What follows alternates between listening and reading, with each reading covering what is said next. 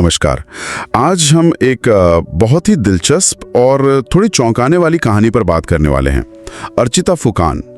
हमने स्रोत के तौर पर छल का चेहरा अर्चिता फुकान की कहानी के कुछ अंश देखे हैं और हम कोशिश करेंगे समझने की कि एक ऐसी शख्सियत जो असल में थी ही नहीं, वो इतनी पॉपुलर कैसे हो गई। हाँ, अर्चिता फुकान, ये नाम कुछ वक्त पहले काफी सुनाई दिया, खासकर असम में और सोशल मीडिया पर तो बहुत ज्यादा। हाँ, मैंने भी सुना था।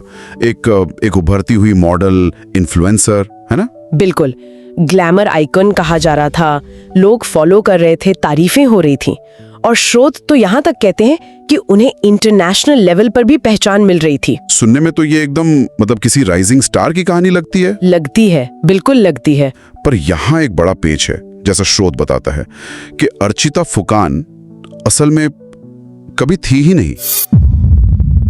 ये कैसे हो सकता है? हाँ, यहीं पर यह कहानी एकदम से घूम जाती है। देखिए, स्रोत के हिसाब से अर्चिता की सोशल मीडिया प्रेजेंस जबरदस्त थी। मतलब शानदार तस्वीरें, एक्टिव प्रोफाइल, सब कुछ एकदम परफेक्ट लगता था।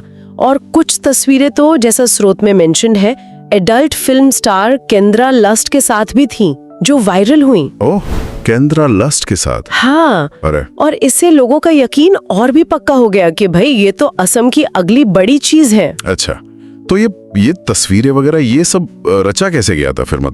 स्रोत क्या कहता है इस बारे में? तो देखिए, स्रोत इशारा करता है कि ये कोई साधारण फोटो एडिटिंग या कोई छोटा मोटा हेरफेर नहीं था।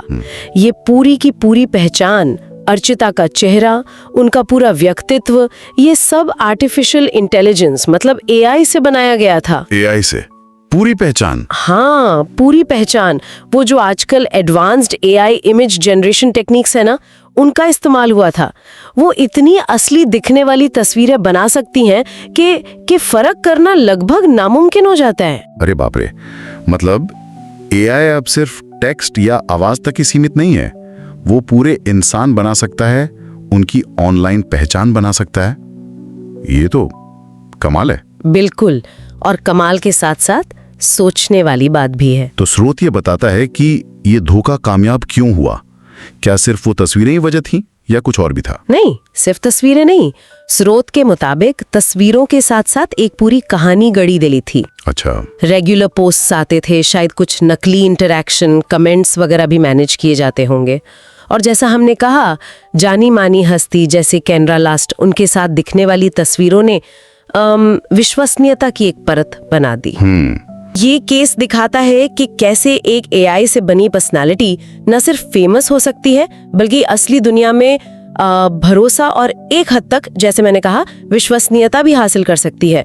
इसने डिजिटल पहचान की जो प्रामाणिकता है ना, उस पर बहुत गंभीर सवाल खड़े कर दिए। तो अगर हम सार निकालें इस स्रोत से, तो ये पता चलता है कि एआई कितना शक्तिशाली हो गया है और ऑनलाइन दुनिया में हम जो कुछ भी देखते हैं उस पर आंख बंद करके यकीन करना कितना जोखिम भरा हो सकता है। बिल्कुल, खासकर तब जब एआई इतनी सफाई से, इतनी आसानी से नकली प्रोफाइल बना सकता है। सही बात है। और ये हमें एक बहुत ही अहम सवाल पर लाकर खड़ा करता है, जिस पर स्रोत भी इशारा कर रहा है। हाँ। कि जब एआई इतनी रियल दिखने वाली पहचान बना सकता है, तो फिर हम ऑनलाइन किसी की पहचान को वेरीफाई कैसे करेंगे, उसे सत्यापित कैसे करेंगे?